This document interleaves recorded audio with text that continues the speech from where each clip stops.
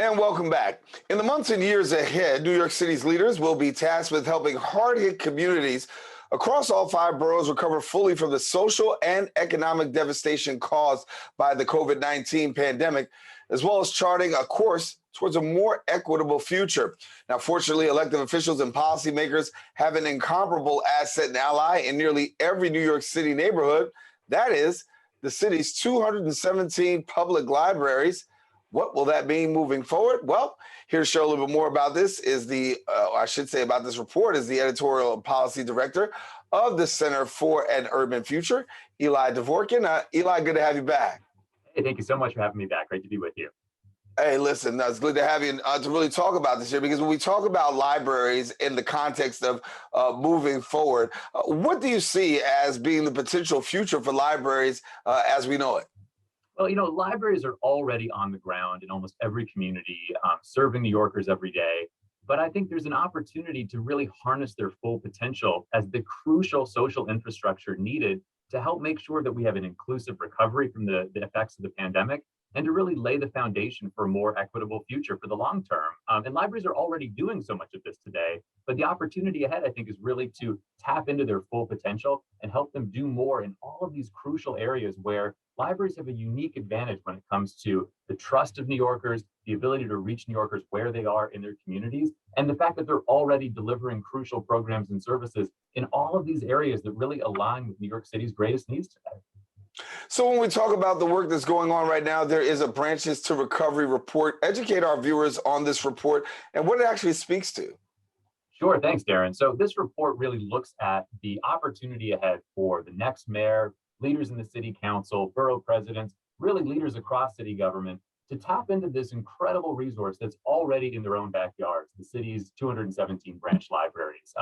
This report looks at some of the greatest challenges that these incoming elected officials will be facing in the months ahead, from helping to stem the learning losses that resulted from a year plus of remote school, to being able to help more teens and young adults get back on the path to college success or careers, to being able to support many of New York City's older adults who not only withstood the incredibly painful health effects of the pandemic, but have also dealt with increasing social isolation.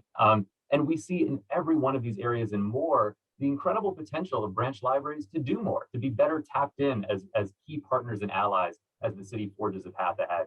So what does that look like? Well, let me give you a couple of quick examples. I mean, let's start with learning loss. We've seen the really painful effects of a year of remote school, and we know that those effects weren't distributed equally across the city. New Yorkers in lower income communities, those families where they maybe already struggled on the wrong side of the digital divide, they didn't have internet connected devices at home, they didn't have reliable broadband, parents had to keep working, which made being able to supervise school so incredibly challenging.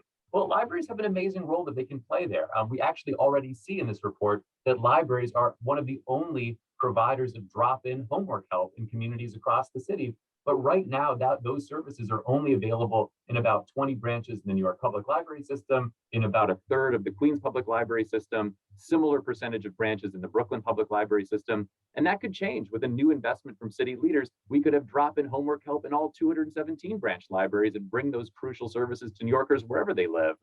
The one other example I'll give you is something that I think people don't know as well about the role of libraries, and that's support for small business owners. Our report actually found that in about 2/3 of neighborhoods across the city, the public library is the only publicly supported hub for small business services in the community, far greater reach than existing services supported by the city's Department of Small Business Services. And libraries are good at this. They have the trust of community members. They really know how to work with small business owners in low-income communities or from low-income backgrounds. But again, the challenge is one of capacity. Brooklyn Public Library is only able to have about 3 or 4 staff members providing those business assistance services across the entire branch system. And we see similarly that there's a real need to be able to expand those services in the other boroughs as well. And in fact, Brooklyn is an example where I think, this is a city that has an abundance of co-working spaces, of incubators, of accelerators, mostly focused on potentially better capitalized businesses or startups in the tech sector, for example. But libraries are one of the only places where we actually have small business accelerators and business plan competitions for lower income entrepreneurs. Brooklyn has the amazing Power Up competition, but that competition could be run in all 5 boroughs. It could be happening multiple cohorts a year. And in fact, Brooklyn has expanded that program to offer those services in other languages besides English. But right now we actually have a Haitian Creole power-up competition in Brooklyn. Well, why not expand that into 8 or 10 other languages across the city and really bring the power of libraries to help spark entrepreneurship to many more communities across all 5 boroughs? Can you give me a little bit more of your perspective? Because you'll have people on the other side who say, listen, with the emergence of the internet and things going the way that it is, there's a push from the other side to say we need to minimize libraries. But on your side, you're saying there's a greater necessity. So can you share with us a little bit about why you feel like library is a necessity, given the fact of the sign of the times that we're in? I think you talked a little bit about it before, but can you drill down a little bit more, because you know that there's that opposition out there that says, well, really when it comes to libraries, because you're calling for more funding and more, and even expansion, and some people are saying that we need to shrink back. Well, I would say I would push back on that a little bit, Darren. I think New Yorkers love their libraries. I think, most folks you speak with, whether it's, in the Bronx or Brooklyn or Staten Island, will tell you, we love our branch library. It's especially for families. It's such a crucial space that's not home. It's not school. It's a trusted, safe space that's out of the house that people really rely on every day. But the numbers actually bear this out. I mean, I would start with just the incredible growth of library programs and services. These days, libraries are serving over 35 million visitors annually. Program attendance has almost tripled over the past decade. Wi-Fi usage at libraries has more than tripled. Libraries are doing more than ever in all of these areas. And I think New Yorkers really see it, but they're doing it with less than 0.4% of the city budget. An annual budget of about $432 million.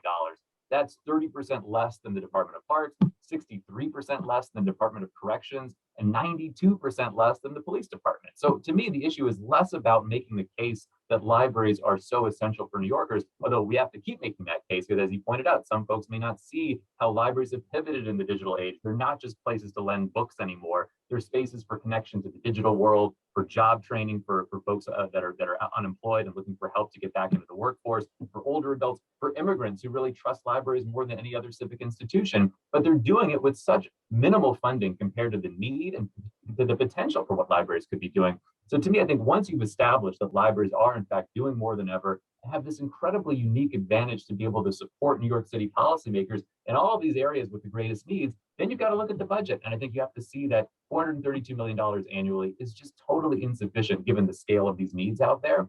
Our report recommends increasing annual funding to $1 billion.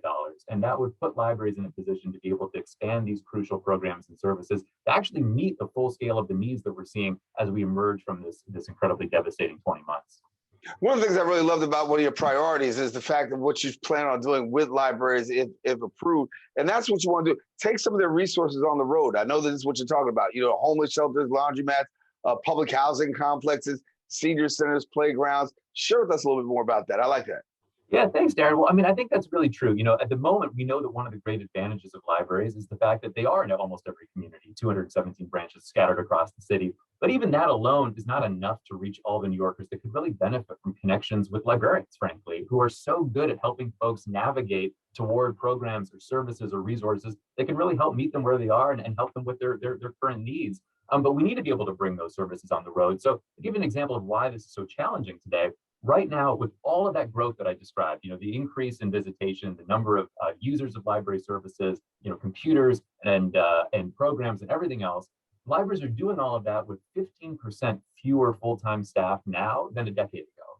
And that really has an impact when it comes to bringing those services on the road. With additional funding for staff capacity, there could be an outreach librarian in every community taking those incredible programs and services and marketing them, as you said, in laundromats, to homeless shelters, in NYCHA buildings across the city where, hey, there may be a library just down the road, but not everybody knows that library is there, that it offers such an incredible array of programs and services, that they're free, that they're welcoming, that they're inclusive, and that they're there for New Yorkers to take advantage of. So by empowering libraries to actually market those programs and services elsewhere in the community, I think we could see those numbers, those 35 million or so visitors, increase significantly, and that would expand the power of what libraries can do in communities all over the city.